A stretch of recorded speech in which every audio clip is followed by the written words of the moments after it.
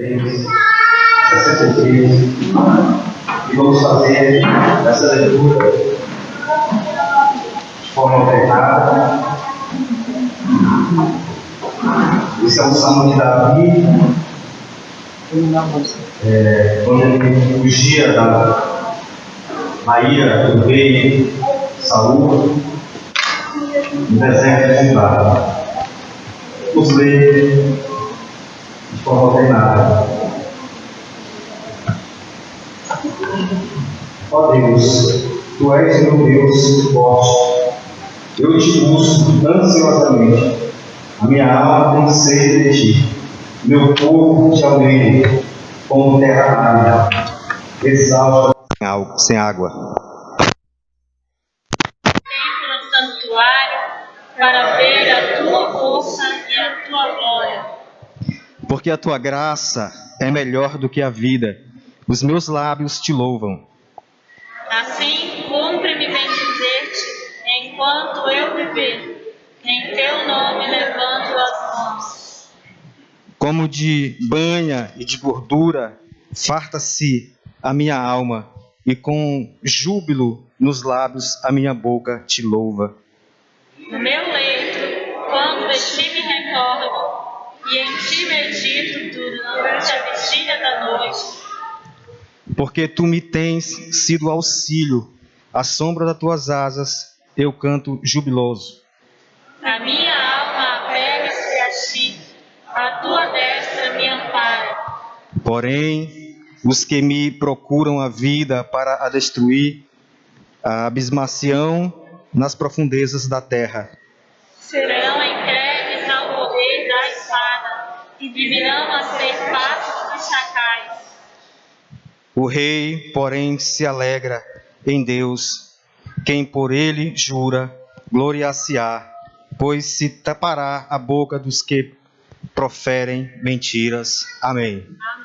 Vamos orar, meus queridos, apresentando-nos ao Senhor, para que Ele compadeça-se de nós, para que nós possamos cultuá-lo da forma como Ele merece ser cultuado. Oremos. Seja bendito o Teu nome, ó Deus, santo de eternidade a eternidade. Seja bendito a Tua glória. Nós Te louvamos, Senhor, pelo privilégio, porque mais uma vez o Senhor, pela Sua misericórdia, nos trouxe a esse lugar, para que louvássemos, ó Deus, o Teu santo e bendito nome. A Ti, Senhor, a honra, a glória, o louvor. Tu que és cheio, ó Deus, de majestade, Tu que és cheio de glória. Nós louvamos o Teu nome, Senhor, pelo Teu Filho bendito, aquele que mesmo sendo Deus, não usurpou o ser igual a Deus, Senhor. Antes, esvaziou-se da Sua glória, desceu em forma de homem e morreu por nós pecadores. Ó Deus bendito, nós Te louvamos, ó Deus, porque nós não tínhamos, ó Deus, esse privilégio de entrar na Tua presença, mas o véu do templo se rasgou de alto a baixo, e hoje, ó Deus, nós estamos aqui, ó Pai, para louvarmos e bendizer o Teu santo nome. E contamos, ó Deus, com a misericórdia de Cristo, com o sacrifício de Cristo, o sacrifício eficaz, que de uma vez por toda foi feito. E nós louvamos o Teu nome, ó Deus, por esse privilégio. Por isso, ó Deus, pelo nosso Senhor Jesus, nos assiste, ó Pai, nessa noite. E nós Te pedimos, ó Cristo, Tu que és o nosso sumo e fiel sacerdote, o sacerdote sobre toda a casa de Deus, que o Senhor possa nos auxiliar, Pai, diante de Deus, para que o nosso culto seja aceito pelo Senhor. Enche-nos da alegria do Teu Santo Espírito, ó Pai, e nos conduz para a Tua glória. É em nome de Cristo Jesus que nós oramos, Pai. Amém. Podeis assentar, queridos. Vamos cantar. Minha alma canta ao Senhor.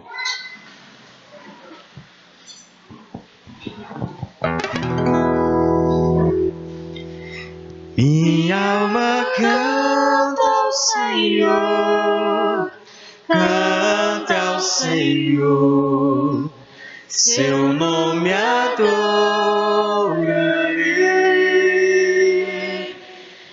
bendiga todo meu ser ao Senhor, seu nome adorarei.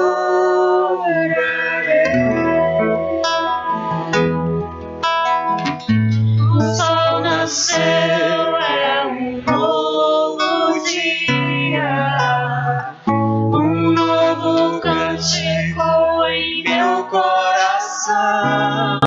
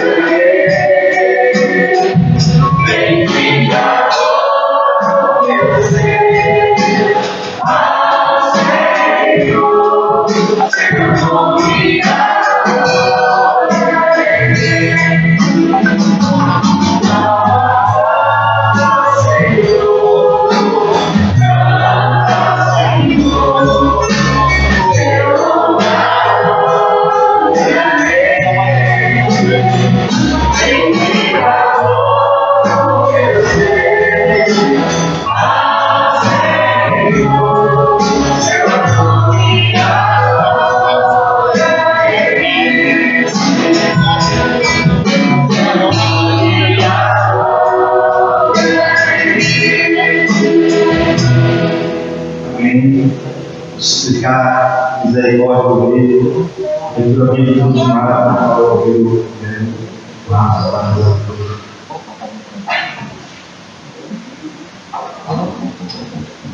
Graças a paz, igreja. Vamos colocar na fé a leitura da palavra de Deus em Levítico, capítulo 20.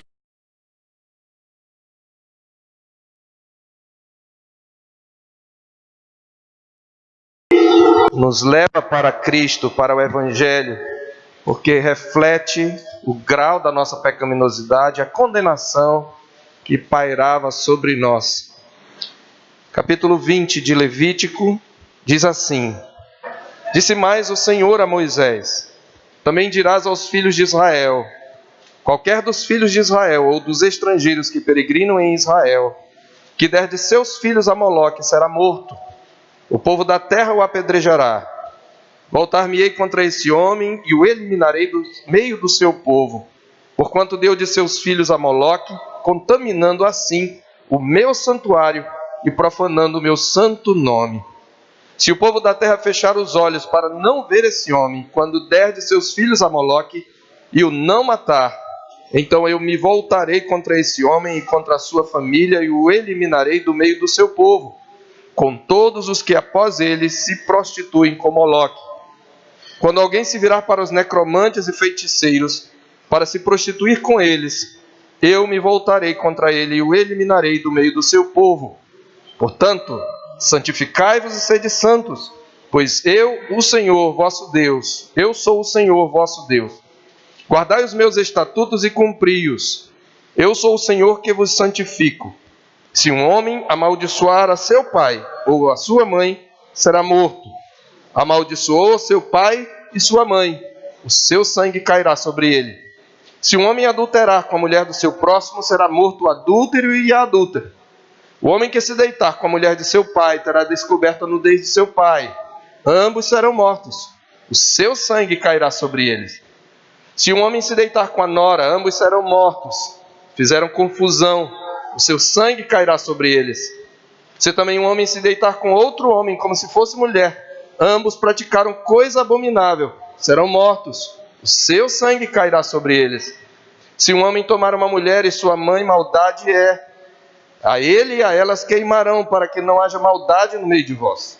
Se também um homem se ajuntar com um animal, será morto, e matarás o animal. Se uma mulher se achegar a algum animal e se ajuntar com ele, matarás tanto a mulher como o animal. O seu sangue cairá sobre eles. Se um homem tomar a sua irmã, filha de seu pai ou filha de sua mãe, e vir a nudez dela, e ela vira dele, torpeza é. Portanto, serão eliminados da presença dos filhos do seu povo. Descobriu a nudez de sua irmã, levará sobre si a sua iniquidade. Se um homem se deitar com a mulher no tempo da enfermidade dela, e lhe descobrir a nudez, descobrindo a sua fonte, e ela descobrir a fonte do seu sangue, ambos serão eliminados do meio do seu povo. Também a nudez da irmã de tua mãe ou da irmã de teu pai não descobrirás, porquanto descobriu a nudez da sua parenta. Sobre si levarão a sua iniquidade. Também se um homem se deitar com a sua tia, descobriu a nudez de seu tio, seu pecado sobre si levarão, morrerão sem filhos. Se um homem tomar a mulher de seu irmão, imundícia é, descobriu a nudez de seu irmão, ficarão sem filhos. Guardai, pois, todos os meus estatutos e todos os meus juízos e cumpri-os, para que vos não vomite a terra para a qual vos levo para habitardes nela. Não andeis nos costumes da gente que eu lanço de diante de vós, porque fizeram todas estas coisas. Por isso me aborreci deles. Mas a vós outros vos tenho dito: em herança possuireis a sua terra, e eu vou lá darei para a possuirdes, terra que emana leite e mel. Eu sou o Senhor vosso Deus, que vos separei dos povos. Fareis, pois, distinção entre os animais limpos e os imundos, e entre as aves imundas e as limpas. Não vos façais abomináveis por causa dos animais ou das aves, ou de tudo que se arrasta sobre a terra, as quais coisas apartei de vós, para tê-las por imundas. Ser-me-eis santos, porque eu, o Senhor, sou santo, e separei-vos dos povos para serdes meus. O homem ou mulher, que sejam necromantes ou sejam feiticeiros, serão mortos, serão apedrejados, o seu sangue cairá sobre eles. Amém. Podeis assentar, queridos. Vamos cantar o hino, Salmo 142. Logo após esse cântico, vamos estar fazendo uma oração de confissão.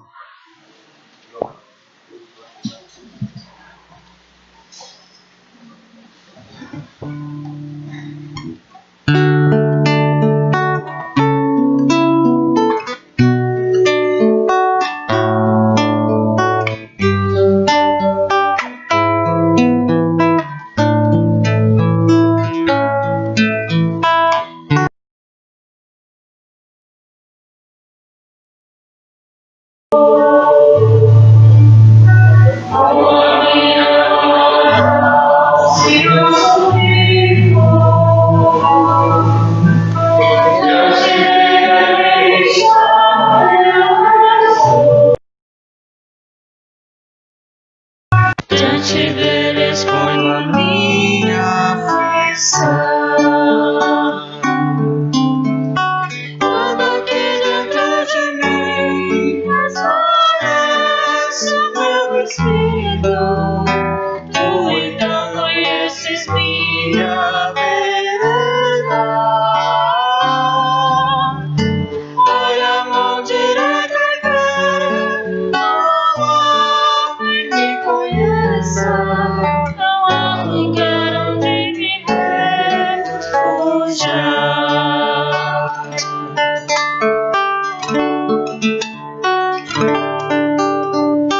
Com a minha voz clamo ao Senhor, com a minha voz ao Senhor suplico. Diante dele a queixa-me eu estou, diante dele exponho a minha aflição. Ó Senhor, eu te clamei, mas tu és o meu refúgio e o meu tesouro entre os viventes. Venha até o meu clamor, estou muito abatido, livrar-me bem do forte tentador.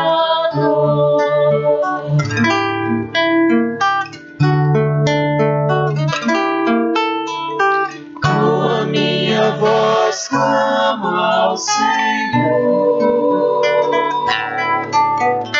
com a minha voz ao Senhor suplico.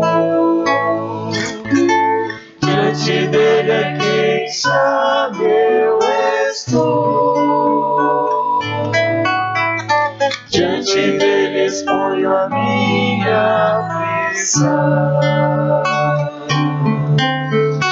Tira-me dessa prisão, e assim guarda teu nome, e então os justos me cercarão.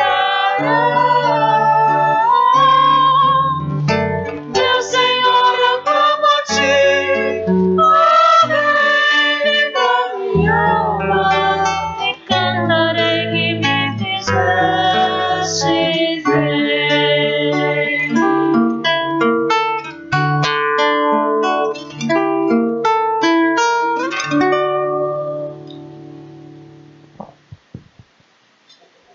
Senhor Deus, nosso Pai, graças te damos, Senhor, que o Senhor nos livrou da lama do pecado, Senhor. Graças te damos, Senhor, porque o Senhor nos tirou do lamaçal do pecado, Senhor, onde nós habitávamos, e onde o inferno era a única coisa que nós merecíamos, Senhor. Devemos isso ao Senhor, Pai, unicamente ao Senhor. Queremos bendizer o teu nome, Senhor, porque graças a Cristo Jesus, Senhor, se fez carne, habitou entre nós e tomou para si toda a culpa dos nossos pecados, fazendo-se maldição em nosso lugar. Foi graças a este ato que hoje nós temos acesso ao Pai. O nosso pecado foi que matou Cristo Jesus. E nós somos eternamente gratos a esse Deus. Te louvamos, Senhor, porque o Senhor não nos trata conforme as nossas iniquidades. O Senhor não nos trata conforme os nossos pecados, conforme os nossos delitos. Mas o Senhor age de misericórdia para com o teu povo. Queremos te agradecer somente pelo fato de estarmos aqui. Já é ato da tua bondade, da tua misericórdia para com o teu povo, Senhor. Ainda mais num momento tão atípico como esse, Senhor, em que muitas pessoas partiram, Senhor, pessoas saudáveis. E se nós estamos aqui é porque o Senhor teve misericórdia em nossas vidas, Senhor. Queremos glorificar o teu nome por causa disso, Senhor, porque onde abundou o pecado, superabundou a graça, Senhor. Louvado seja Cristo Jesus, Senhor. Perdoa os nossos pecados, as nossas iniquidades, de forma que o nosso culto, Senhor, o nosso louvor, a nossa adoração seja aceita e agradável a Ti, Senhor. Em nome de Cristo Jesus, que nós oramos e agradecemos. Amém. Amém. Convido a igreja mais uma vez a nos colocar de pé. Nós fazemos a leitura dos Salmos 108. Vamos fazer também de forma alternada.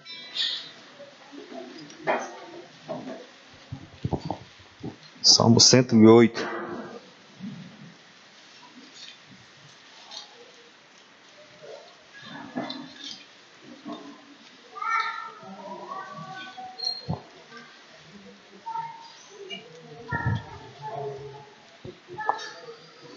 Firme está o meu coração, ó Deus. Cantarei e entoarei louvores de toda a minha alma. Despertai saltério e harpa, quero acordar a alma. Render-te-ei graças entre os povos, ó Senhor. Cantar-te-ei louvores entre as nações.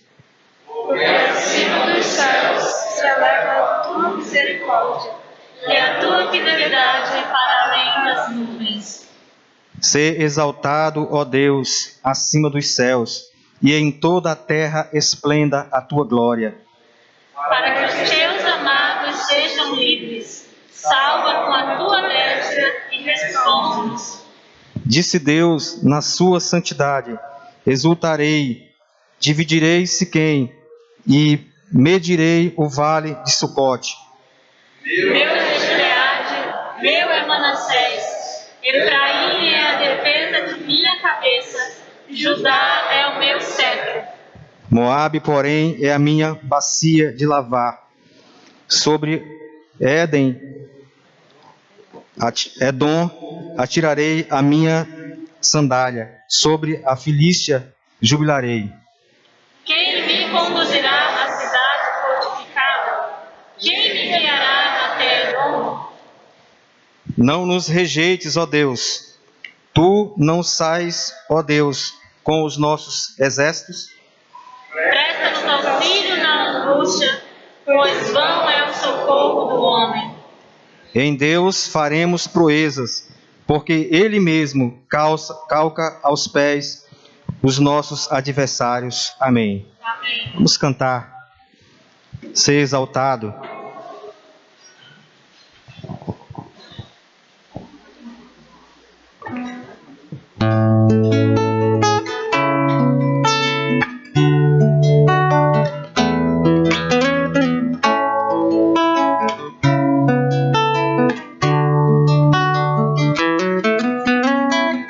Sabemos bem o amor que tu nos tens, em te viver, Cristo vive em nós.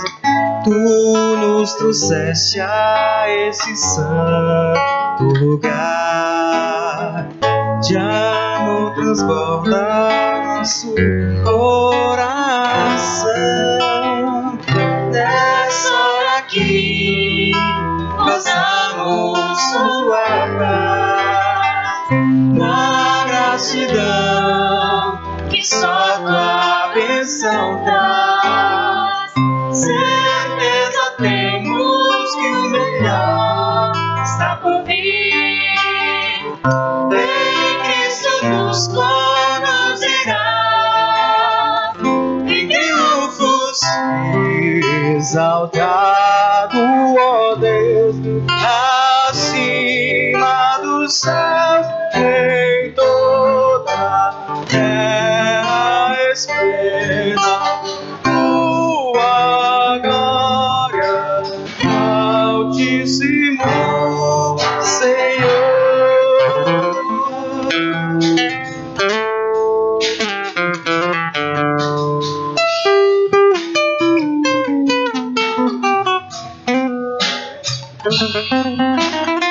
Nessa hora aqui, gozamos tua paz, a gratidão que só tua bênção traz. Certeza temos que o melhor está por vir. Em Cristo nos conduzirá em triunfos. Exaltado, ó Deus, acima dos céus, em toda a terra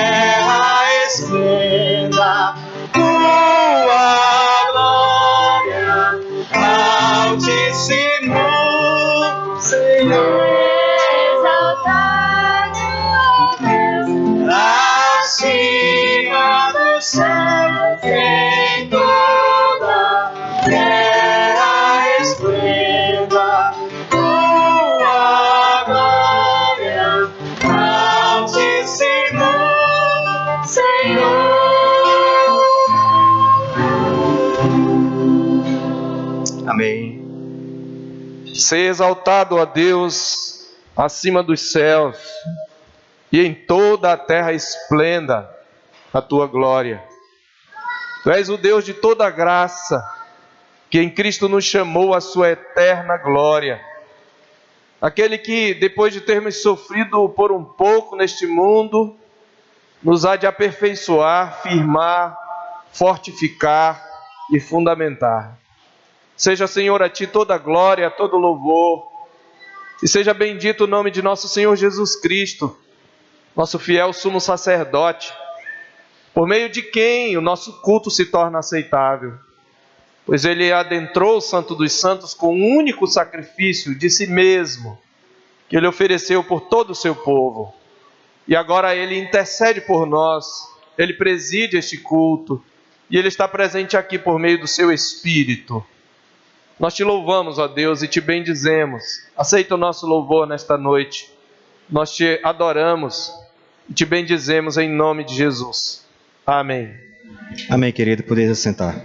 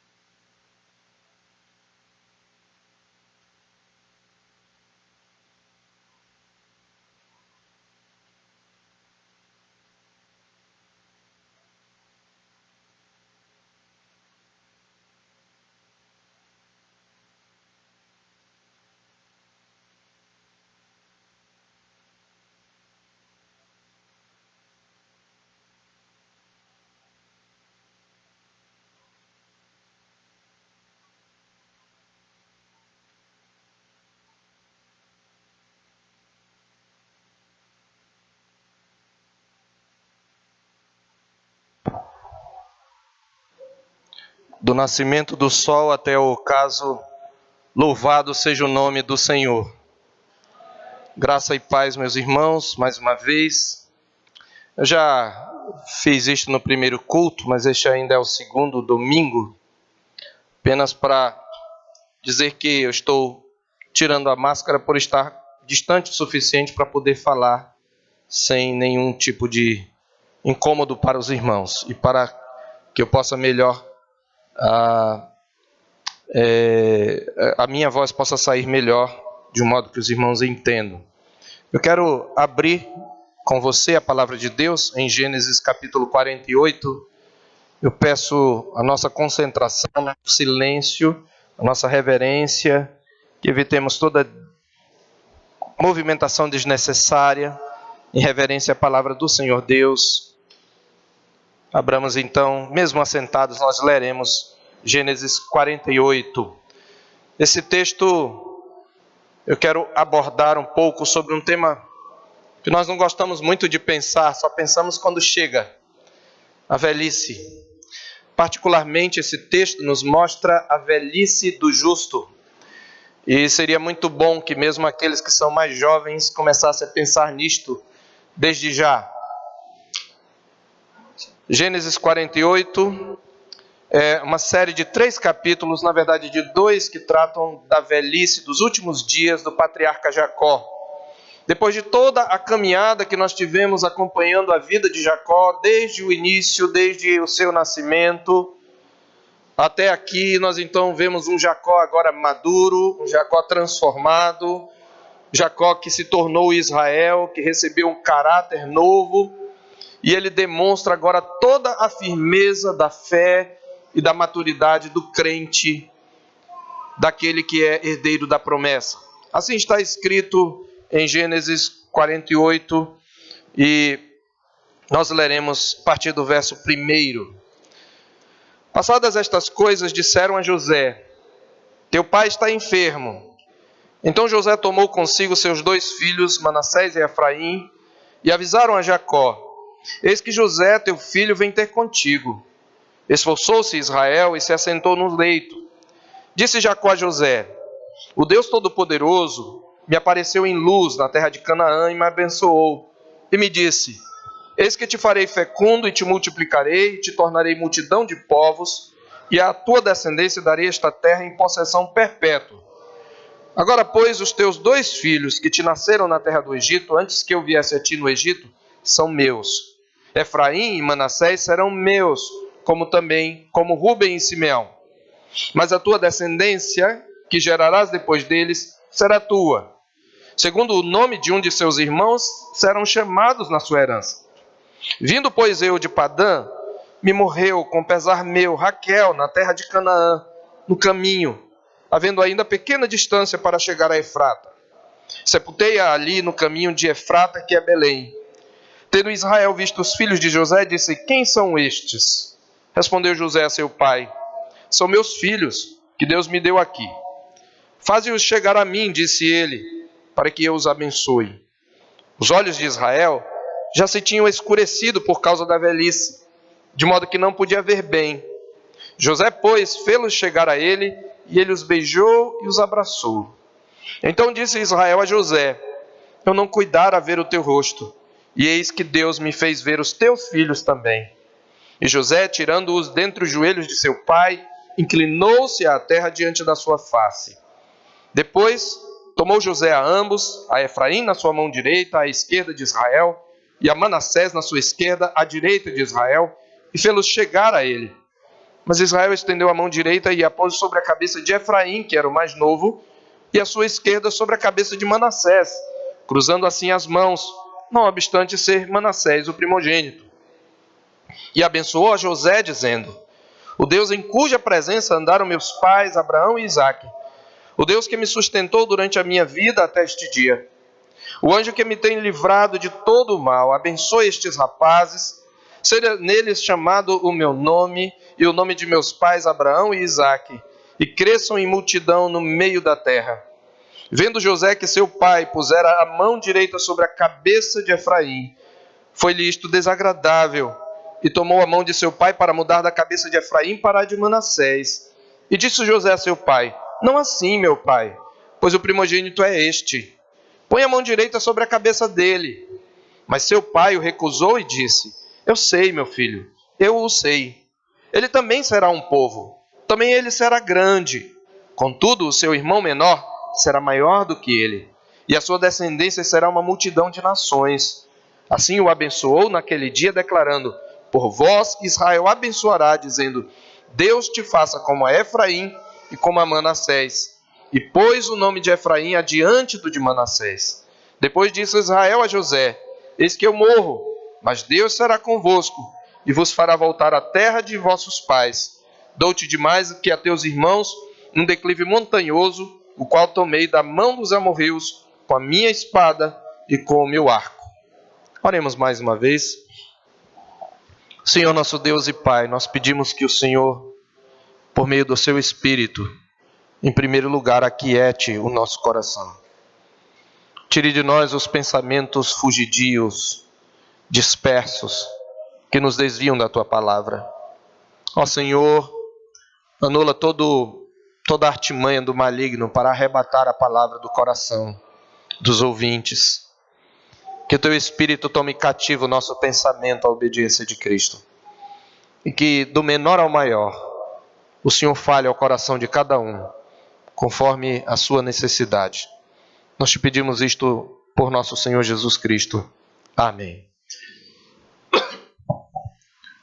Como nós começamos falando, a velhice é um tema que nós não costumamos pensar muito. Aliás, a nossa geração ela não valoriza a velhice. Ela é extremamente preconceituosa com a velhice. É uma das gerações que mais fala de preconceito, de discriminação, mas os velhos, de um modo geral, são discriminados. Basta ver que uma pessoa, quando chega ali por volta da meia-idade, não gosta de dizer sua idade. Ela tem vergonha. Para mim é a mesma coisa que você ter vergonha de ser negro ou de ser índio. Você ter vergonha da sua idade, porque a idade é uma condição sua, não tem nada a ver com seu caráter. E a idade diz que Deus te sustentou até ali. Você teve uma vida mais longa do que a de outras pessoas. E nós tendemos a disfarçar e encher o rosto e o corpo de plásticas até parecer aqueles bonecões que se vendem por aí no mercado de plástico. Bom, eu não estou falando aqui necessariamente contra a plástica, mas eu estou falando que nós temos muito medo e fugimos à velhice, mas nenhum de nós pode evitá-la. Se Deus nos der a graça de vivermos longa vida, nós chegaremos a ela, e Deus queira que cheguemos. Nenhum de nós quer morrer novo. Mas a questão é como nós lidaremos com a velhice, como os idosos que são crentes devem lidar com a velhice. A cultura bíblica valorizava a velhice. Embora ela reconhecesse que ela representa certa decadência, ela também representa a experiência. A Bíblia diz que o ornato dos jovens é a sua força e a beleza dos velhos são as suas cãs. Os cabelos brancos são a beleza dos velhos. Eles têm a experiência. A nossa geração, ela não gosta de nada que é antigo. Aliás, quando se quer derrubar um argumento, diz, isso aí é do século passado, como se o século passado não tivesse nada para nos ensinar. Nós vivemos uma geração que herdou aquele pensamento dos anos 60, não confie em ninguém com mais de 30 anos. Que falta de sabedoria essa da nossa geração, que tem rompido com todos os valores que construíram a civilização na qual nós estamos, para a sua destruição. O futuro demonstrará. A questão é que a velhice chegará. Como é que nós lidamos com ela? Ela significa que a morte se avizinha. Ela significa que o vigor está arrefecendo. Mas a velhice tem suas vantagens. Eu cito aqui uma passagem que me chamou muita atenção e que eu anotei há mais de, acho que 30 anos, quando eu li esse livro, que eu recomendo, Os Irmãos Karamazov, de Dostoiévski, um clássico da literatura internacional. As palavras são do Starets Zosima. Starets era um tipo de abade, de líder do mosteiro. Estamos no contexto da Rússia, era assim que se chamavam os abades, Starets. Starets Zosima assim fala: a serenidade da velhice sucede à impetuosidade juvenil. Abençoo cada dia o nascer do sol. Meu coração canta-lhe um hino como outrora, mas prefiro seu poente de raios oblíquos, evocando doces e ternas recordações, queridas imagens de vida, longa vida abençoada, e dominando tudo, a verdade divina que acalma, reconcilia, absolve. Starets Zosima, esse personagem de Dostoiévski, está comparando a juventude e a velhice como o nascente e o poente. Ele diz, é maravilhoso ver o sol nascente. Eu bendigo o nascer do sol, eu canto-lhe um hino. Mas eu prefiro o poente, aqui representando a velhice, com seus raios oblíquos, quer dizer, seus raios inclinados, que não ferem tanto a vista, que são suaves, que acrescentam uma beleza ao céu. Eu prefiro a velhice, que evoca doces e ternas recordações, queridas imagens de vida, a lembrança de uma vida abençoada e dominando tudo a verdade divina que acalma, reconcilia e absolve. Mas quando nós olhamos apenas do ponto de vista deste mundo, isto ainda não descreve a velhice. Essa é uma visão romântica da velhice. Na verdade, envelhecer bem para o mundo, tem alguns conceitos e aspectos que, de fato, não fazem uma velhice feliz. Para o mundo, por exemplo, envelhecer bem é envelhecer com saúde. Ora, todo mundo quer ter saúde, é verdade. Mas muita gente envelhece com saúde e necessariamente não se sente pleno, não é completo, não é feliz. Outros dizem que envelhecer bem é você ter projetos bem definidos, mesmo depois que você se aposentou. Ainda outros dizem que envelhecer bem é viver o hoje, não perder mais tempo com coisas fúteis. Eu hoje não estou mais na idade de perder tempo com relacionamentos fúteis, com pessoas que só me fazem mal, e aquelas frases que têm o eu por centro. São muito comuns na filosofia do mundo.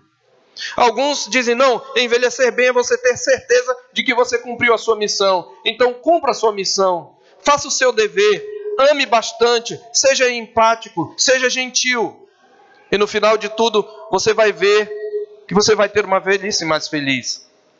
Mas há vários problemas com esta visão. O primeiro deles é que nem sempre, ou melhor, dificilmente se envelhece com saúde. Com raras exceções, em algum momento entre a velhice e a morte, a gente perde um pouco da saúde. Isso é normal. A Bíblia diz que os dias da nossa vida sobem a 70 anos ou em havendo vigor a 80, e neste caso o melhor deles é canseira e enfado, lá no Salmo 90. É natural. Do ano passado para cá, no ano passado eu fui ao otorrino, tratar um pouco da minha rinite, da adenoide que eu tenho. Estava numa crise de sinusite e também estava sentindo um zunindo no ouvido. Fui lá, ele me examinou, tal, ele falou, ele até brincou assim, você é um homem sem cera, né? Falei, como assim? Você não tem cera quase no ouvido? E por que isso? Bom, é normal em algumas pessoas, mas isso acontece com a idade também. Eu disse, e esse zumbido? Ele fez um teste lá, eu fui fazer um exame, ele disse, olha, sua audição está boa. Mas esse zunido, a gente vive numa civilização barulhenta. Mas um outro fator é a idade. E aí eu me esqueci agora de uma terceira pergunta que eu fiz a ele. E pela terceira vez ele me falou, isso acontece com a idade. E esta semana eu fui ao ortopedista, porque eu estava com aquela costocondrite, aliás, foi confirmada, né? E ele viu um raio-x, falou, olha, tá tudo ok aqui, só tem uma artrosezinha aqui nas primeiras vértebras, outra nas últimas vértebras. Eu falei, isso é de razão de quê? Isso é a idade. Falei, eu preciso pensar. E esse texto falou antes de tudo ao meu coração. A saúde vai se esvaindo, então se envelhecer bem é envelhecer com saúde, e se você não tiver toda a saúde que você espera ter? Mas há outro problema. É difícil pensar em projetos na velhice. Você não tem muito tempo para executá-los.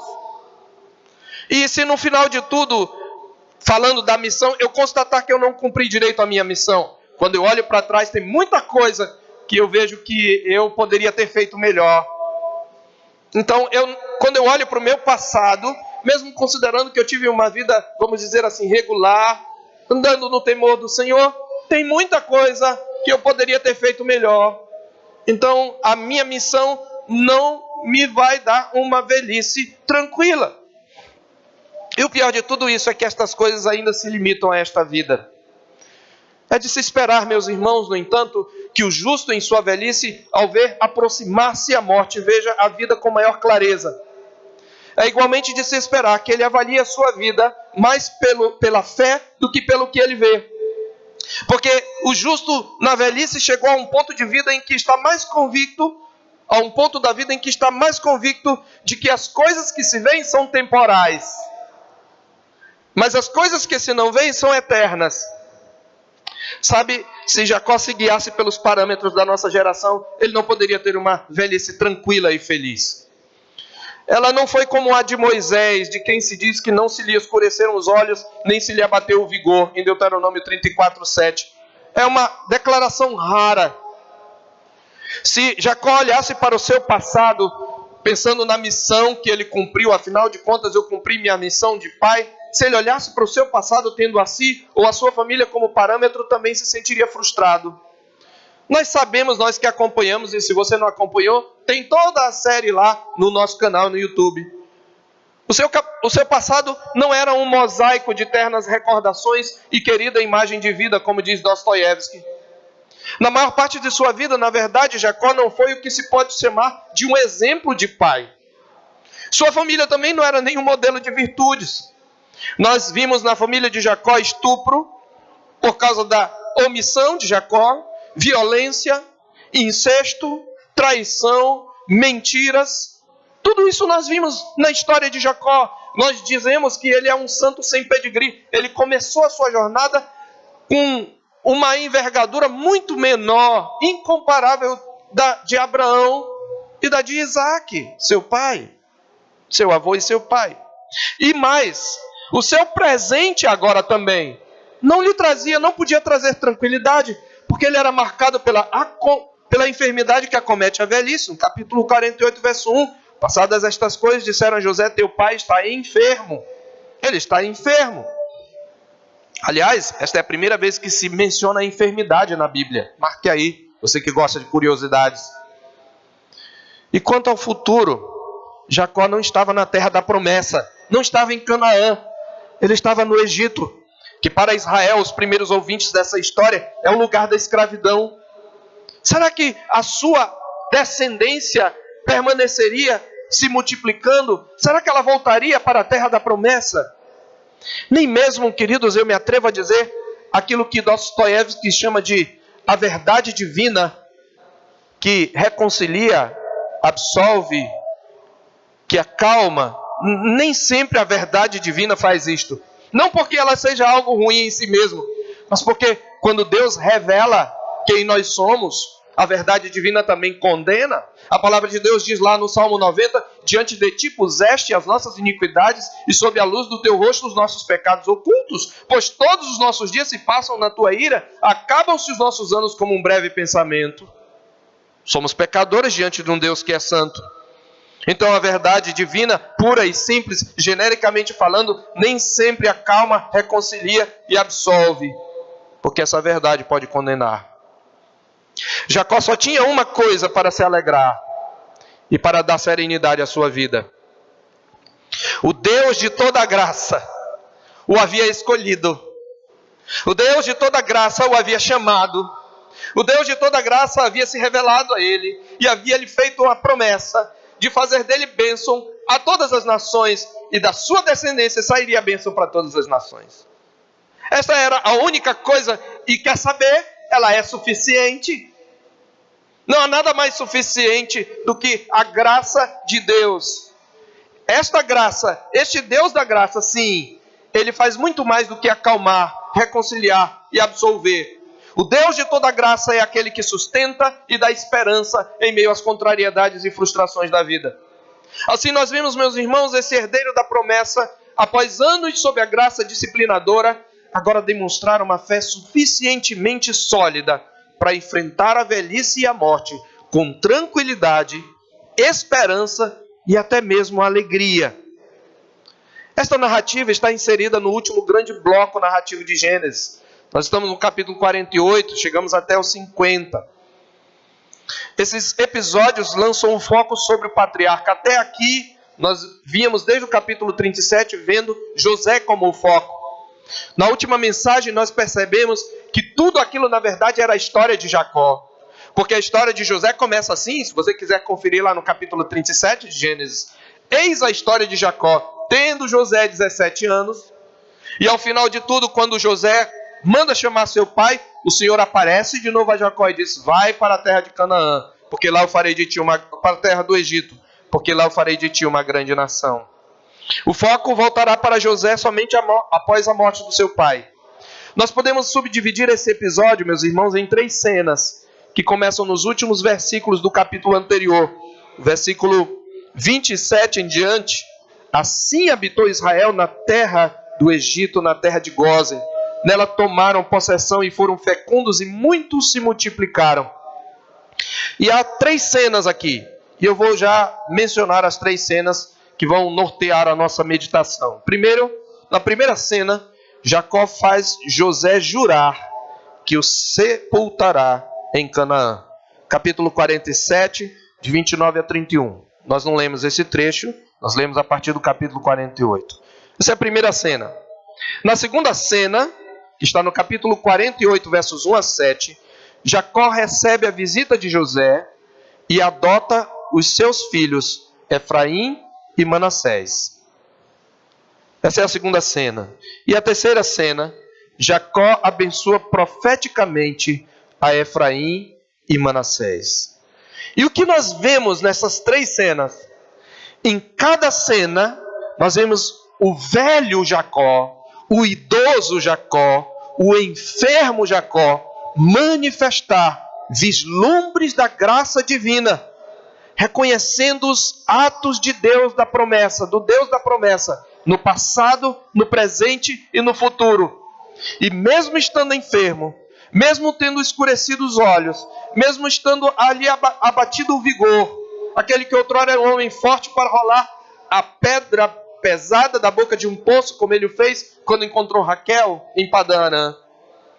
Mesmo estando fraco e idoso, Jacó demonstra uma paz, uma tranquilidade, uma esperança, uma firmeza, que deveria ser a firmeza do justo na sua velhice. Então, a velhice do justo, esta é a nossa proposição principal. A velhice do justo, ela é uma velhice feliz, deve ser uma velhice tranquila e não depende de circunstâncias externas, do seu estado de saúde, de se ele cumpriu ou não sua missão, de o que ele espera para o futuro neste mundo. A velhice do justo é marcada pelo que eu chamo de vislumbres da graça. O justo é aquele que diz como o salmista no Salmo 103. Aliás, o Salmo 103, ele é um salmo feito por um ancião. Se você observar Salmo de Davi, possivelmente ele já estava velho. Davi está olhando para trás. Davi está na velhice. Davi aqui é o justo. E nós sabemos a trajetória de Davi, todas as lutas que ele teve, todos os problemas também, inclusive na sua família.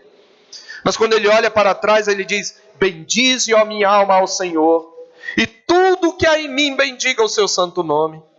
Bendize, ó minha alma, ao Senhor, e não te esqueças de nenhum só de seus benefícios. Ele é quem perdoa todas as tuas iniquidades, quem sara todas as tuas enfermidades, quem da cova redime a tua vida e te coroa de graça e de misericórdia, quem farta de bens a tua velhice, de sorte que a tua mocidade se renova como a da águia. Este é o salmo do justo que envelheceu na presença do Senhor. E a sua alegria, veja, não está em si mesmo, não está no que ele fez, no que ele deixou de fazer, está no que o Senhor fez na sua vida. E é esta exatamente a perspectiva de Jacó. Examinemos como Jacó vive sua velhice. Primeira cena: Jacó conjura José para que o sepulte na terra da promessa com seus pais. Conjurar é chamar para um juramento. Veja no verso 29. Aproximando-se, pois, o tempo da morte de Israel. Ele não ficou desesperado. Ele tomou provisões para um ato importante.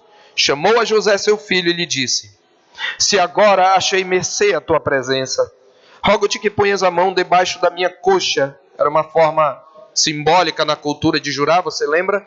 Foi o que o servo de Abraão fez quando ele o fez jurar que tomaria uma esposa não das filhas de Canaã, mas da parentela de Abraão para Isaque. E a mesma coisa Jacó aqui pede a José que faça. Então, põe a tua mão debaixo da minha coxa e que uses comigo de beneficência e de verdade. Rogo-te que me não enterres no Egito, porém que eu jaza com meus pais. Por isso me levarás do Egito e me enterrarás no lugar da sepultura deles. Respondeu José: farei segundo a tua palavra. Mas Jacó insiste: jura-me. E ele jurou-lhe. E Israel se inclinou sobre a cabeceira da cama. Rogo-te que tu me sepultes com meu pai. Você sabe aquela sepultura que Abraão, se não me engano, no capítulo 23, comprou aos filhos de Et, a primeira possessão perpétua documentada de Abraão na terra da promessa. A primeira posse, o penhor do cumprimento que Deus ainda haveria de realizar no futuro, o penhor da promessa, foi uma posse de sepultura. E Jacó está dizendo: quando eu morrer, eu vou morrer aqui, mas eu quero ser sepultado na terra da promessa.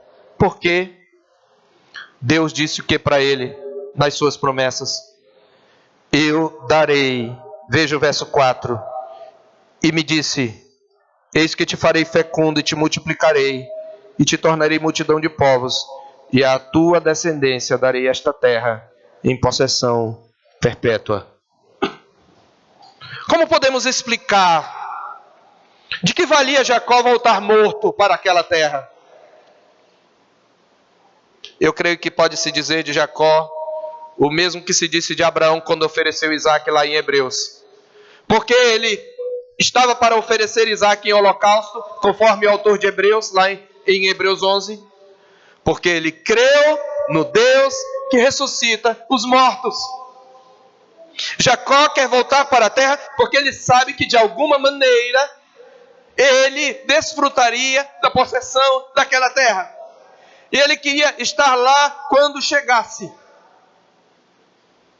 Jacó está dizendo: eu quero que você me sepulte lá, porque eu creio que Deus vai cumprir a promessa que ele me deu, de que eu e a minha descendência possuiríamos esta terra. Porque morreria, tal como seu pai Abraão, aguardando a cidade que tem fundamentos, da qual Deus é o arquiteto e edificador, como o autor de Hebreus explica, falando de Abraão, no capítulo 11, verso 10. Se você abrir lá, eu quero que você abra lá em Hebreus, a fé que Jacó tinha era a fé no Deus que ressuscita os mortos. Ainda que não estivesse bem descortinado, nós estamos nos primórdios da história do povo de Deus, então toda esta questão da ressurreição não está definida ainda. Ela vem a se definir no Novo Testamento, mas nós estamos vendo aqui pela própria Escritura, no capítulo 11, no verso 10, falando de Abraão, desde o verso 8, desde o verso 9, pela fé peregrinou na terra da promessa como em terra alheia, habitando em tendas com Isaque e Jacó, herdeiros com ele da mesma promessa, porque aguardava a cidade que tem fundamentos, da qual Deus é o arquiteto e edificador. Ele ainda aguardava uma cidade. Versos 13 a 16. Todos estes, Abraão, Isaque, Jacó, Sara, que eles haviam citado, e até os outros, Abel, Enoque, todos estes morreram na fé, sem ter obtido as promessas, vindo-as, porém, de longe, e saudando-as, e confessando que eram estrangeiros e peregrinos sobre a terra. Porque os que falam desse modo, ou seja, os que se dizem estrangeiros e peregrinos, manifestam estar procurando uma pátria. Se eu sou estrangeiro e peregrino, eu não estou na minha pátria. E se na verdade se lembrassem daquela de onde saíram, teriam oportunidade de voltar. Mas agora, ele está dizendo também de Jacó, aspiram a uma pátria superior, isto é, celestial. Por isso Deus não se envergonha deles, de ser chamado seu Deus, porquanto lhes preparou uma cidade. Jacó não tinha total consciência dos desdobramentos dessa promessa, mas de uma coisa ele sabia: o Deus que ressuscita os mortos, o Deus que fez o amortecido Abraão ter o filho Isaque, que era o seu pai, é o Deus que prometeu, então ele quer estar lá. Este é o justo na sua velhice. Ele não olha para o futuro vendo a morte como o ponto final.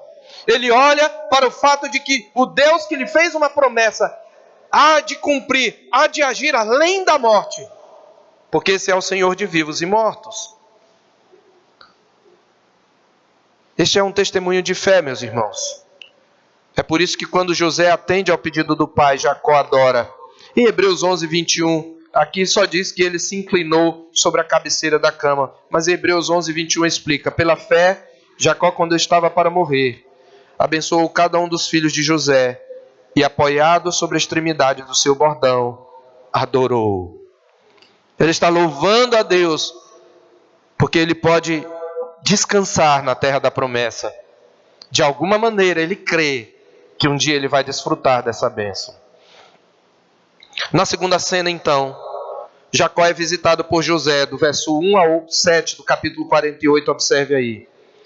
E aqui ocorre uma adoção. Jacó adota Efraim e Manassés. Sim, eles o adotam como filhos. Por que Jacó faz isso? Porque o velho Jacó crê no Deus da promessa. Ele não só crê no Deus que ressuscita os mortos, mas ele crê no Deus que cumpre sua promessa. Vamos entender isso melhor. Veja o que Jacó fala para José.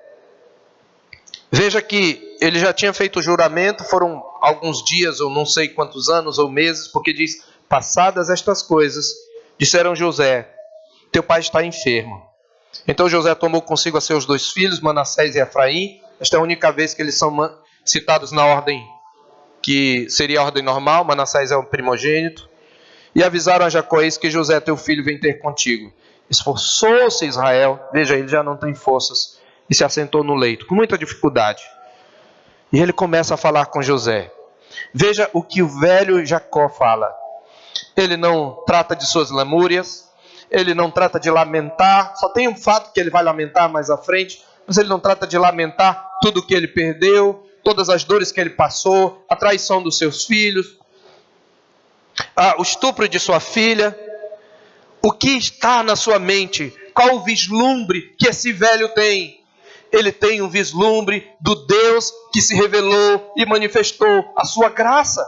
Veja o que ele diz. O Deus Todo-Poderoso, a palavra aqui é El Shaddai, me apareceu em luz na terra de Canaã e me abençoou e me disse, eis que te farei fecundo e te multiplicarei e te tornarei multidão de povos e à tua descendência darei esta terra em possessão perpétua. Jacó está dando testemunho para José do Deus que se lhe revelou e manifestou a sua graça. Essa palavra luz era o nome antigo de Betel. Se você olhar lá no capítulo 28, ele está tratando daquele lugar, lembra? Quando ele estava fugindo do seu irmão, ele tinha enganado seu pai, tinha se feito passar por Esaú. Quando descobriu-se-lhe o engano, seu irmão prometeu matá-lo assim que o pai morresse, e Raquel providencia para que ele vá embora, para que o irmão não o mate. E no capítulo 28, a partir do versículo 10 ao 22, Jacó passou por uma cidade, e é interessante que a narrativa fala de um lugar, ela enfatiza um lugar, mas ela não diz o nome do lugar. Ela só vai dizer o nome do lugar lá no final do capítulo 28. E ao lugar, cidade que outrora era chamada Luz, Jacó deu o nome de Betel, no verso 19 do capítulo 28. Mas na verdade, a revelação do Deus da promessa em Betel, que ele chama aqui de luz, ela remete a 2 momentos cruciais. Na verdade, Deus se revelou em 2 momentos cruciais, decisivos na vida de Jacó. O primeiro foi aqui no capítulo 28. Você lembra disso? Ele fugia de Esaú. Nós temos uma mensagem intitulada Encontrado pela Graça no YouTube. Você pode assistir lá. Ele é encontrado pela graça.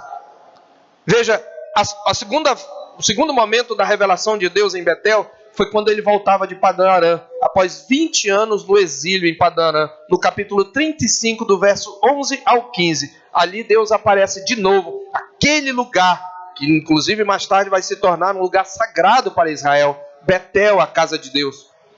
Quando ele diz então, o Deus que me apareceu, o Deus Todo-Poderoso, El Shaddai, o mesmo que se apresentou assim a Abraão, ele me apareceu, ele está aqui manifestando vislumbres do passado a iluminar e dar sentido à sua vida sofrida e tortuosa.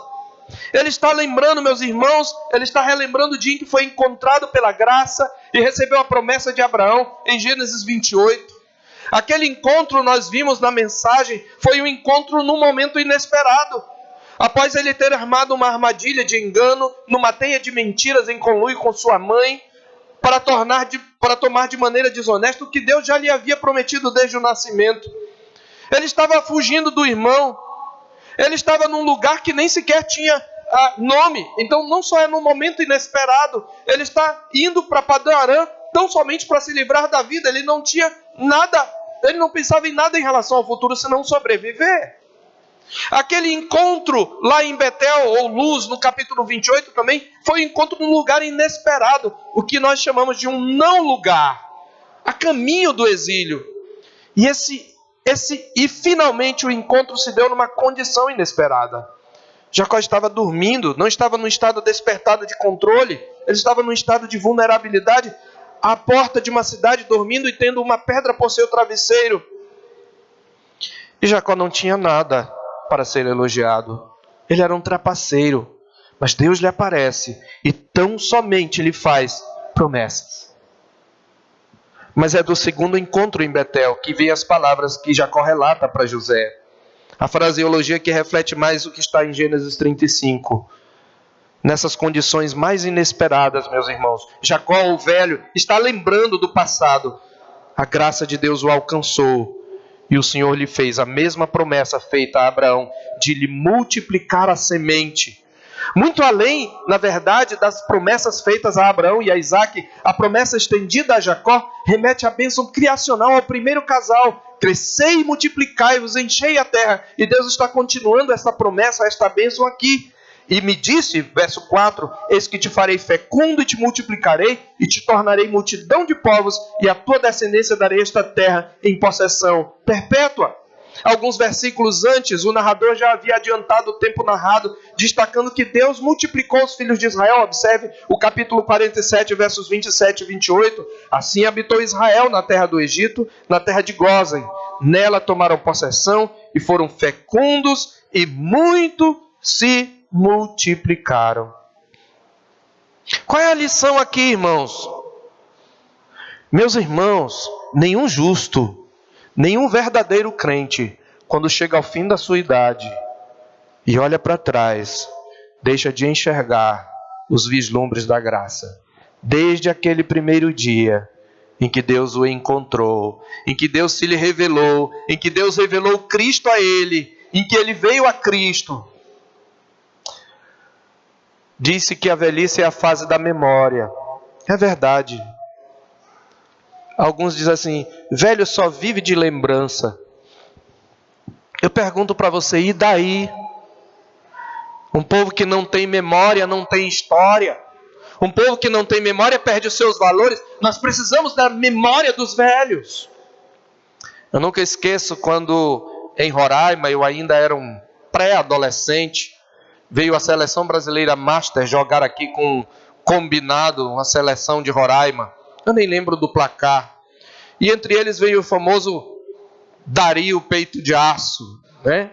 O homem que parava no ar para dar uma cabeçada. Quem acompanha futebol, mesmo sendo novo, sabe de quem eu estou falando. E alguém, eu acho que foi a palavra mais sábia que o Dario jamais falou, foi aqui em Roraima. Alguém disse para ele, qual foi a experiência para você de, sendo já dos jogadores masters, né, que já se aposentaram da vida profissional, jogar com os jovens? E ele resumiu a experiência na seguinte frase, se os velhos pudessem e se os jovens soubessem. Se os velhos pudessem e se os jovens soubessem. Precisamos da força dos jovens, mas é a experiência dos velhos que nos dará a direção. Mas eles precisam ter o referencial certo. E Jacó, ao longo da sua vida, adquiriu o referencial certo. Deus se lhe revelou e Deus manifestou-se a ele. E após mencionar as palavras de Deus quanto à sua semente, como herdeiro da promessa e cabeça pactual, Jacó decide então estender a bênção da promessa aos filhos de José por adoção. Nós estamos nessa segunda cena em que ele adota os filhos. Por que ele faz isto? Bom, primeiramente, os filhos de José não eram hebreus puros, não é? Eles eram filhos de Azenate, filha de Potífera, sacerdote de On. Portanto, eles eram meio egípcios.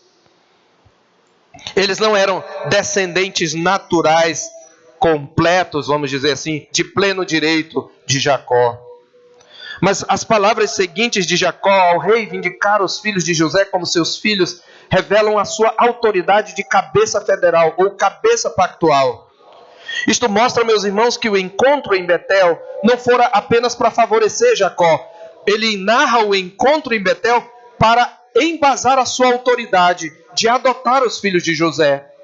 Isso significa que quando Deus o chamou, não o chamou apenas para favorecer a sua vida e dar a ele uma vida feliz. Foi um chamado para uma missão, ser bênção a todos os povos. Então, o chamado de Jacó fora o chamado para abençoar outros. Por isso, pela fé, Jacó sabe que Deus cumprirá as promessas através dele. José teria outros descendentes, como ele diz no verso 6. Mas Efraim e Manassés seriam incorporados entre as tribos de Israel. É interessante isso. Veja o que ele diz. Depois que ele fala da revelação de Deus, Deus disse: olha, eu vou multiplicar a tua semente, vou multiplicar a tua possessão, e ela vai ser abençoada. Então, José, eu quero transmitir essa bênção para os teus filhos. Eles são meio hebreus, mas é a palavra de promessa que os confirma como herdeiros da promessa. E é por isso que eu quero adotá-los. Veja o que ele diz no verso 5. Agora, pois, 2 vezes ele fala: os teus 2 filhos que te nasceram na terra do Egito, antes que eu viesse a ti no Egito, são meus. Efraim e Manassés. Note aí que isso tem um significado. Ele cita o mais novo primeiro. Ele não cita o mais velho. Efraim e Manassés serão meus, como Rúben e Simeão. Como nós falamos, Efraim e Manassés não eram naturalmente ou completamente hebreus. E aqui, meus irmãos, o que está se cumprindo é aquele princípio que Paulo mais tarde vai evocar para explicar o mistério da entrada dos gentios no reino de Deus. Em Romanos 9, verso 8, Paulo diz: isto é, estes filhos de Deus não são propriamente os da carne, mas devem ser considerados como descendência os filhos da promessa. Mas há algo mais nas palavras de Jacó. Ele diz assim: como Rúben e Simeão, Efraim e Manassés serão meus. É assim que está no hebraico, essa é a ordem. Como Rúben e Simeão, Efraim e Manassés serão meus. Primeiro ele está dizendo: eles vão ser meus filhos. Eles vão ser contados como meus filhos, não como meus netos, como meus descendentes diretos. Eles vão fazer parte da grande nação, da qual virá bênção para todos os povos. É isso que ele está dizendo. E nós sabemos que mais tarde você não tem tribo de José. Você tem tribo de Manassés e Efraim. E a tribo de Manassés é tão grande que meia tribo ficou de um lado do Jordão e meia tribo ficou do outro. E a de Efraim ainda é maior. Tão grande que o reino de Israel, quando se dividiu em norte e sul, os profetas se referiam ao reino de Israel como Efraim. Quando você vir na Bíblia os profetas dizendo: ó Efraim, Efraim está entregue aos ídolos. Ele não está falando só a tribo de Efraim, está falando todo o reino do norte. É porque Efraim é a tribo líder do reino do norte. Mas uma pergunta deveríamos fazer: por que ele menciona Rúben e Simeão? Por que ele não diz assim: como os meus demais filhos serão Efraim e Manassés? Rúben e Simeão eram o primeiro e o segundo na ordem de primogenitura. Os filhos de José serão o número 1 e o número 2 na ordem de primogenitura. Rúben e Simeão perderam sua posição. Eles não perderam o status de filhos, mas perderam a primogenitura, que agora será de José, através de Efraim e de Manassés. Vamos ler 1 Crônicas, capítulo 5, versos 1 e 2, que traz uma breve explicação sobre isso. 1 Crônicas 5, versos 1 e 2. Ali ficamos sabendo, pelo menos, porque Rúben perde o direito. Mas quando Jacó pronunciar a sua bênção profética, possivelmente, talvez já no próximo domingo, na próxima mensagem, nós veremos, ele vai explicar tudo o que cada um deles fez. E pelo que perdeu o direito. Mas aqui nós já sabemos de Rúben. Capítulo 5, versos 1 e 2. Quanto aos filhos de Rúben, o primogênito de Israel, pois era o primogênito, mas por ter profanado o leito de seu pai, deu-se a sua primogenitura aos filhos de José. Você lembra que lá em Gênesis 35, 22, está escrito que Rúben deitou-se com Bila, concubina de seu pai, serva de Raquel. E sabe, ele não fez isso só porque ele tinha um desejo por ela. Ele fez isso para garantir a primogenitura. Aquilo foi um ato de usurpação. Ele tentou usurpar o que já era seu, mas ele quis garantir que os outros irmãos não iriam tomar e que o pai não iria lhe fazer perder a primogenitura. Mas o que acontece? Rúben perde a primogenitura. Ele também é aquele que insensatamente diz ao seu irmão: se eu não te trouxer Benjamim, mata os meus 2 filhos. Em vez de oferecer a própria vida, oferece covardemente os 2 filhos. Lá em Gênesis 42. Já vimos isto numa mensagem anterior. Rúben tinha perdido a dignidade de primogênito. E ele diz: os filhos de José, filho de Israel, de modo que na genealogia não foi contado como primogênito. E Judá, pastor? Judá, na verdade, foi poderoso entre seus irmãos, e dele veio o príncipe. Judá é de quem vem o Messias, porém o direito da primogenitura foi de José, através de Manassés e Efraim. Então, meus queridos, o que nós estamos vendo é a fé que este homem está demonstrando em Deus. Ele crê tanto que o Deus da promessa vai cumprir, que ele adota os filhos de José e diz: eles vão ser meus, porque eles vão fazer parte da grande nação. E de fato já vivemos o suficiente. A história já caminhou o suficiente para sabermos que Deus cumpriu a promessa. Manassés e Efraim se tornaram 2 grandes tribos em Israel.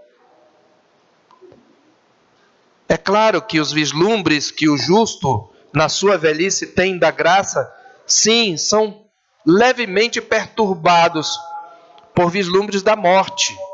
E no verso 7 nós temos um único vislumbre da morte, quando ele recorda, falando com o filho de Raquel, a amada, com o primogênito de Raquel. Ele diz: vindo, pois, eu de Padã Arã, me morreu com meu pesar meu, Raquel, na terra de Canaã, no caminho, havendo ainda pequena distância para chegar a Efrata, sepultei-a ali no caminho de Efrata, que é Belém. Como afirmou um comentarista chamado Barnhouse, a mente de Jacó é como a estação de outono, quando sol e sombras se alternam ao longo do vale. Ele lembra que sim, a memória vai trazer sombras, mas a luz da graça de Deus na vida do justo deve prevalecer. É por isso que a reivindicação de Efraim e Manassés está ligada a essa lembrança da perda da amada. Porque Raquel, pela morte prematura, não pôde dar mais filhos a Jacó. Você lembra, ela é estéril. Ela teve apenas 2 filhos. E o que ele faz então? Ele diz: Efraim e Manassés são filhos por tabela de Raquel, e eles serão contados como meus filhos. E na terceira e última cena, Jacó abençoa os filhos de José. E na verdade esse ato de abençoar é a coroação dessa cerimônia de adoção. Para alguns comentaristas, o que temos a seguir é uma cerimônia formal de adoção. Uma cerimônia pactual semelhante ao casamento tradicional na nossa cultura ocidental. Aqui no Brasil não tem tanto isso, mas aí para fora, acredito que nos Estados Unidos ainda tem. Alguém pergunta: quem deseja entregar, ou quem está trazendo esses noivos, né? Ou esta noiva para o casamento? E aí os pais dizem: eu estou trazendo. Então é assim, faz-se uma pergunta e inicia-se a cerimônia. E a pergunta então no verso 8, por um lado ele diz que a vista de Israel se escureceu logo depois, mas é possível que esta pergunta seja uma pergunta formal. Quem são estes? E José responde: são meus filhos que Deus me deu aqui. E Jacó então diz: faze-os chegar a mim, disse ele, para que eu os abençoe. Os olhos de Israel já tinham escurecido, isto aqui é importante, já veremos porquê. De modo que ele não podia ver, e José fê-los chegar a ele, ele os beijou e abraçou. Diz aqui, conforme verso 11 ou verso 12, que eles ficaram entre os joelhos de Jacó. Então, o que nós temos aqui é um procedimento formal. O ato de colocar entre os joelhos, beijar e abraçar. Não é apenas um gesto de carinho, isso também. Mas é um procedimento formal de adoção. Ele os está recebendo como filhos legítimos. É um procedimento formal de adoção, que termina com a reverência de José, que se inclina diante do seu pai. Mas a isto se segue a bênção no verso 9 a 12. Veja, ele vai abençoar seus filhos no capítulo 49. Ele abençoa seus 12 filhos, incluindo José. Mas aqui em separado, porque eles são adotados, ele abençoa antecipadamente os primogênitos. Aqueles que receberam, não por suas obras, não por seus méritos, mas pela graça, a bênção da primogenitura. Por que Jacó os abençoa? Qual é o seu fundamento para acreditar que a bênção se estendera a esses descendentes meio gentios? É que ele confia no Deus de toda a graça, que o havia chamado à sua eterna glória, e que mesmo depois dele ter sofrido por um pouco, esse mesmo Deus o havia aperfeiçoado, firmado, fortificado e fundamentado. Ele agora é um crente maduro e convicto, não tem dúvida alguma.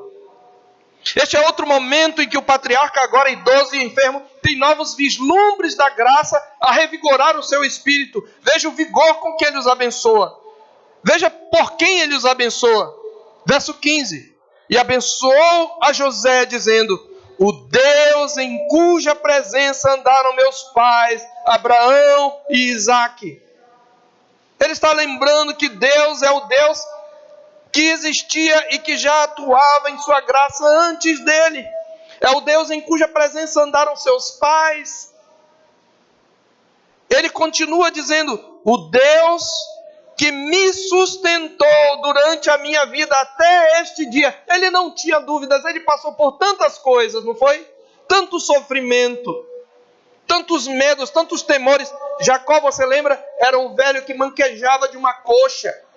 O encontro que ele teve com Deus em Gênesis 32, o anjo deslocou o nervo da sua coxa. Até o fim da vida, ele foi um homem manco. Mas ouçamos o testemunho desse crente. Ele está dizendo: o Deus de meus pais foi o Deus que me sustentou durante a minha vida até este dia. E ele continua: o anjo que me tem livrado de todo o mal. É ele quem está dizendo: abençoe estes rapazes, seja neles chamado o meu nome e o nome de meus pais, Abraão e Isaque, e cresçam em multidão no meio da terra.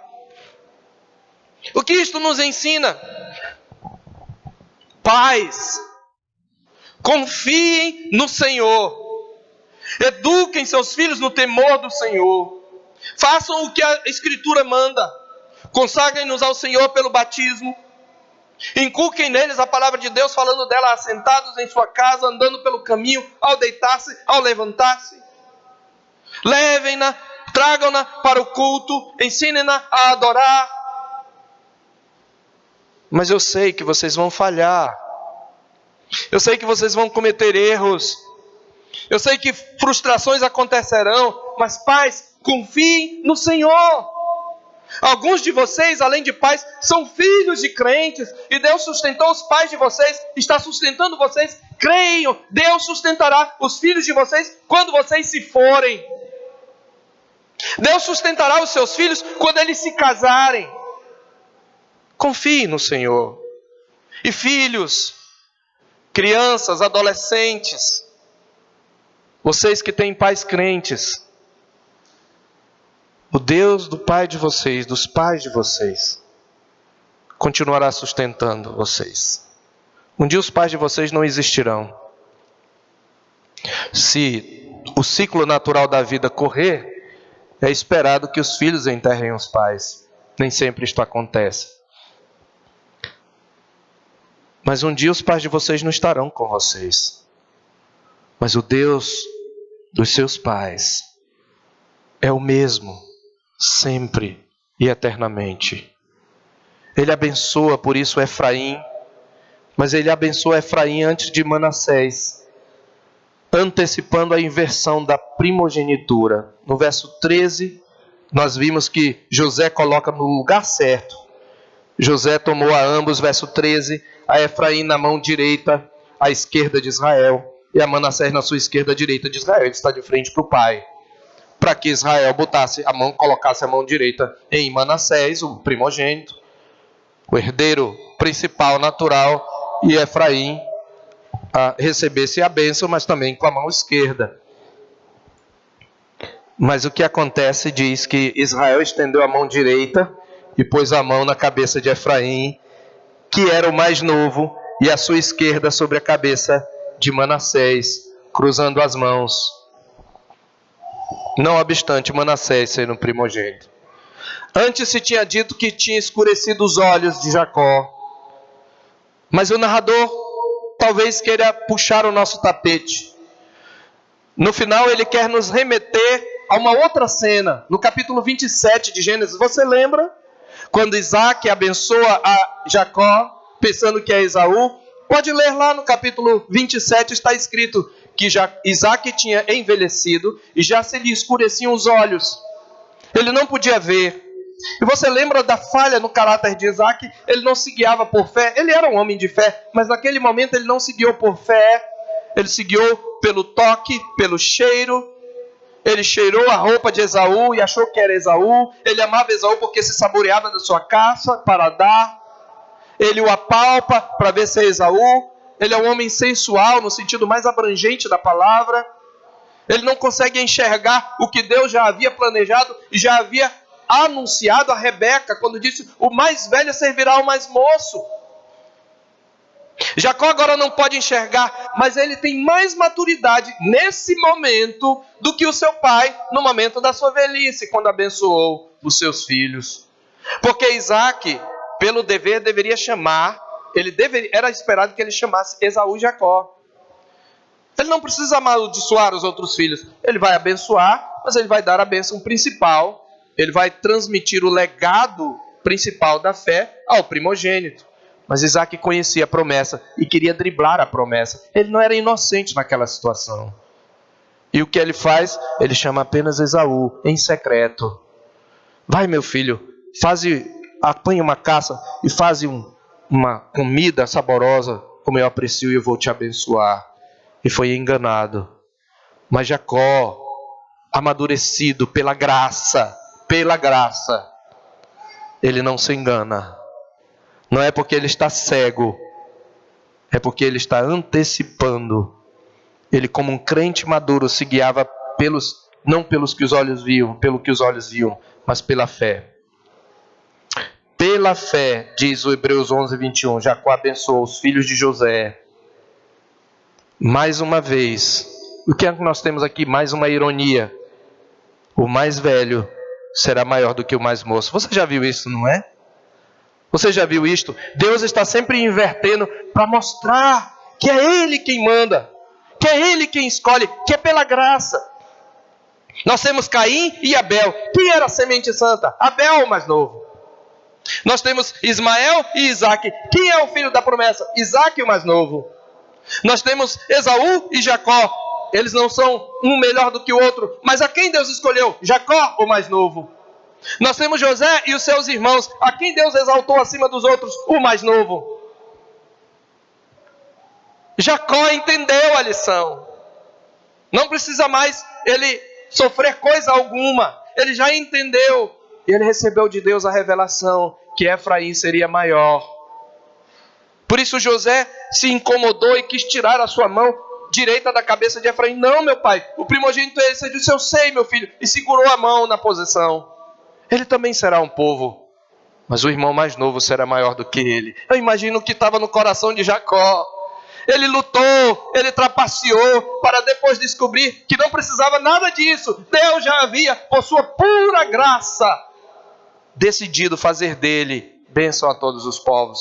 Aqui mais uma vez, meus irmãos, o mais velho é maior do que o mais moço, é menor que o mais moço, para que o propósito de Deus quanto à eleição prevalecesse, não por obras, mas por aquele que chama, conforme Romanos 9, versos 1 e 12, ao comentar a história de Jacó e Esaú. Jacó agora, portanto, meus irmãos, depois de abençoar, está pronto para morrer tranquilo e feliz. Por quê? Porque ele confia no Deus, que é refúgio para o seu povo, de geração em geração. Ele falou do passado, de como Deus se manifestou. Ele falou do presente, Deus me sustentou até aqui. E ele fala do futuro no verso 21. Depois disse Israel a José: eis que eu morro, mas Deus será convosco e vos fará voltar à terra de vossos pais. Eu morro, meu filho. Ah, meus irmãos, que felicidade o justo, nos últimos dias da sua vida, poder olhar para o seu filho, ter uma fé inabalável e dizer: meu filho, eu morro, mas Deus será contigo. Deus te sustentará. O Deus que me sustentou é o Deus que vai te sustentar. Que Ele seja o teu Deus. É isto que este homem está falando. Ele pode morrer tranquilo. Ele está falando aqui aquela verdade que Moisés também na sua velhice falou no Salmo 90. Senhor, Tu tens sido o nosso refúgio de geração em geração. Antes que os montes nascessem e se formassem a terra e o mundo, de eternidade em eternidade, Tu és Deus. Ele é o único refúgio. Nós somos como a erva que viceja de madrugada viceja e floresce, à tarde murcha e seca, mas Ele é o mesmo. E Ele diz: vós a quem desde o nascimento carrego, lá em Isaías 46, e vos trago nos braços desde o ventre materno, até a vossa velhice eu serei o mesmo. Você tem medo da velhice, crente? Deus diz assim na sua palavra: até a vossa velhice eu serei o mesmo. Vocês vão mudar, vocês vão envelhecer, vocês vão criar rugas, vocês vão enfraquecer, vocês vão adoecer, mas eu serei o mesmo. E eu cuidarei de vocês. E o fim de tudo não é a morte para aqueles que estão em Cristo Jesus. O fim de tudo é a ressurreição e os novos céus e nova terra. Eu concluo, meus irmãos. Jacó é mais um daqueles, conforme Hebreus 11, versos 1 e 2, que pela fé obtiveram bom testemunho. Ele pertence aos crentes da antiga dispensação, que obtiveram bom testemunho por sua fé, e que morreram, no entanto, sem ter obtido a concretização das promessas, vendo-as, porém, de longe, e saudando-as e confessando que eram estrangeiros e peregrinos na terra, como está escrito em Hebreus 11, versos 13 e 29. O autor de Hebreus explica que isto ocorreu no verso 40, para que eles sem nós não fossem aperfeiçoados. Sabe o que isto significa? Que o povo de Deus não estava completo, até que nós, gentios na carne, entrássemos historicamente no plano da salvação. É isto que o autor de Hebreus fala, depois de mencionar Jacó e outras testemunhas da fé. No capítulo 11, ele fala, no verso 39, ora, todos estes que obtiveram bom testemunho por sua fé, não obtiveram, contudo, a concretização da promessa, por haver Deus provido coisa superior a nosso respeito, para que eles, sem nós, não fossem aperfeiçoados, completados. O povo de Deus só está completo quando entrar o número total dos eleitos. E isto incluiria os gentios. Nós sabemos, meus irmãos, que Cristo, descendente de Jacó, veio para concretizar a promessa. A Bíblia diz em Gálatas 3,13 que Ele nos resgatou da maldição da lei, fazendo-se Ele próprio maldição em nosso lugar. E isto para que a bênção de Abraão, que foi estendida a Jacó, chegasse aos gentios, entre os quais nós estamos, em Jesus Cristo, a fim de que recebêssemos pela fé o Espírito prometido. Portanto, meus irmãos, Jacó faz parte daquela grande nuvem de testemunhas de que fala o autor de Hebreus no capítulo 12, verso 1. Ele diz: portanto, tendo visto que temos a rodear-nos tão grande nuvem de testemunhas, desembaraçando-nos de todo o peso e do pecado que tenazmente nos assedia, corramos com perseverança a carreira que nos está proposta, olhando firmemente para o autor e consumador da fé. A vida, o testemunho desse homem em sua velhice, é para nos encorajar a correr nossa carreira. Ele aponta não para si, ele aponta para o autor e consumador da fé, Jesus, o qual, em troca da alegria que lhe estava proposta, suportou a cruz, não fazendo caso da humilhação, e está sentado à destra de Deus. Eu quero trazer 2 rápidas aplicações para a nossa vida. A velhice de Jacó é um retrato da velhice do justo, e ilustra aquela verdade afirmada por Paulo em 2 Coríntios capítulo 4, a partir do versículo 16. E eu quero que você, que talvez já esteja caminhando, nós temos tanta gente nova aqui, ou talvez eu seja até o mais velho, não sei.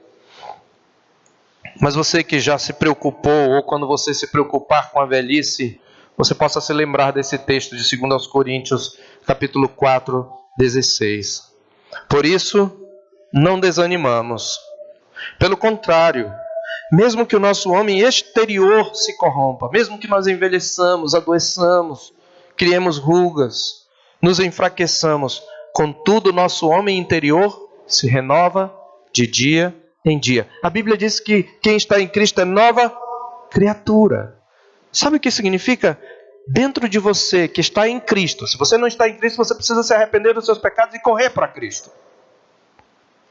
Mas se você está em Cristo, você é nova criatura. Sabe o que significa? Essa nova natureza que existe dentro de você não envelhece. Mesmo que o seu corpo envelheça, o seu espírito se renova de dia em dia. Eu nunca me esqueci quando eu fui visitar uma querida irmã, conhecida de muitos aqui. Foi como uma mãe para mim, tia Noemi Coutinho. Esposa do Silas Coutinho, presbítero Silas. Eu não sabia, mas aquele era o último dia que ela teria nessa terra. No outro dia ela partiria para o Senhor. E eu resolvi visitá-la. Eu me lembro de ter crescido no seu quintal, ter ouvido as histórias da Bíblia através dela, de ter ela ajudado minha mãe e meu pai na minha educação.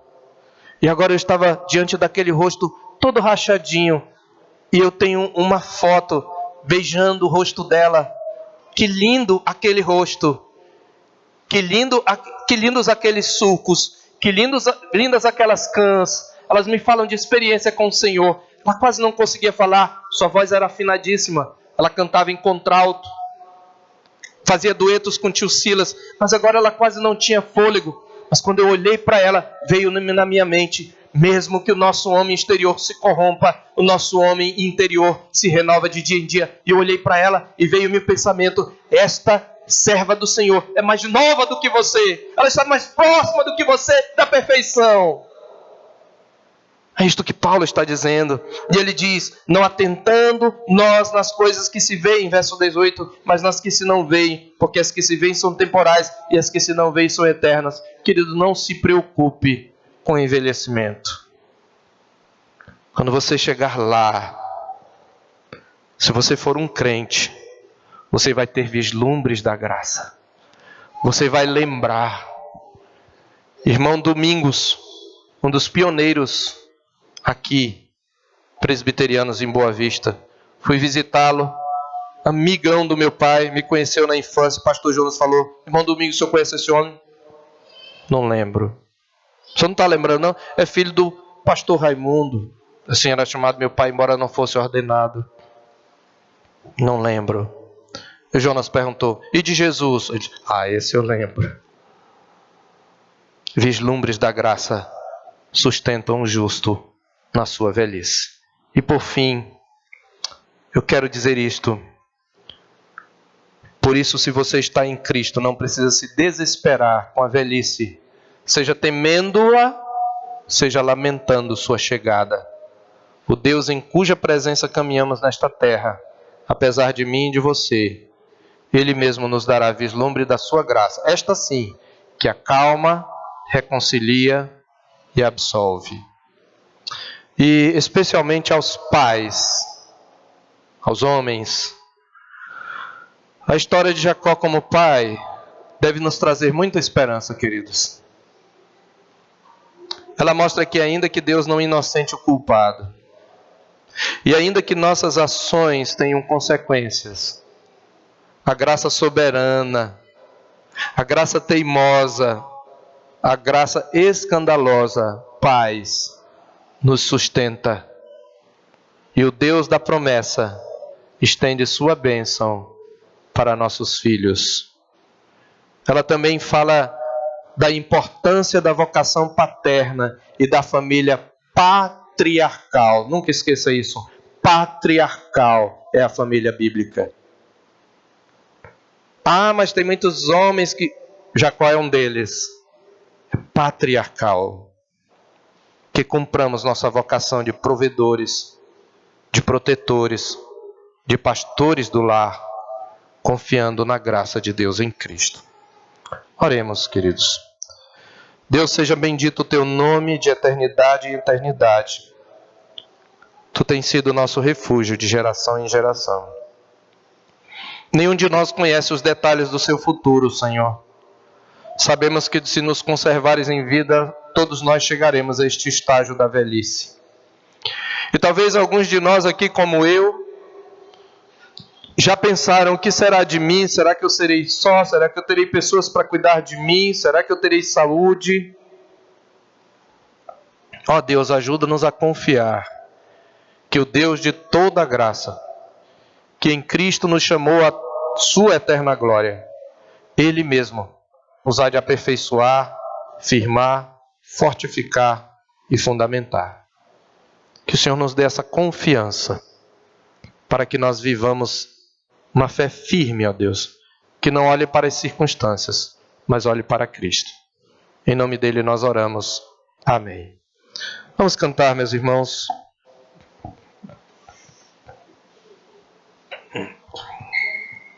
Nós vamos terminar cantando o hino A Certeza do Crente, em resposta àquilo que nós ouvimos.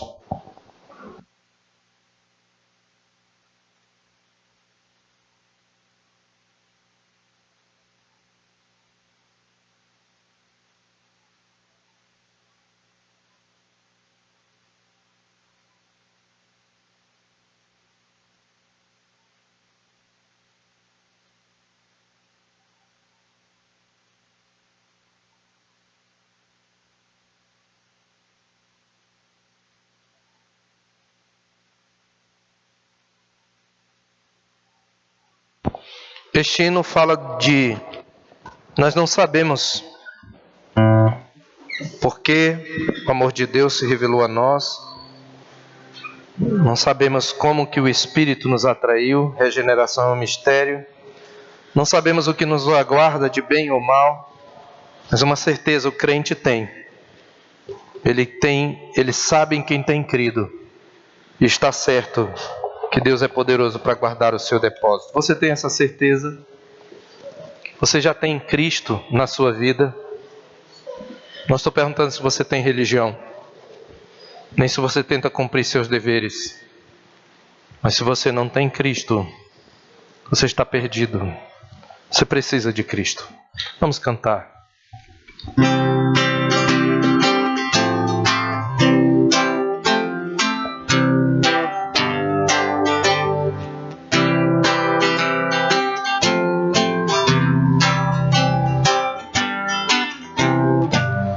Não sei porque de Deus o amor a mim se revelou, porque Jesus, meu Salvador, na cruz me resgatou. Vamos nos colocar de pé. Mas eu sei que tenho crido, estou bem certo que é poderoso. Guardará, pois, o meu tesouro até o dia final. Não sei o modo como agiu o Espírito eternal, que um dia Cristo me atraiu em convicção real.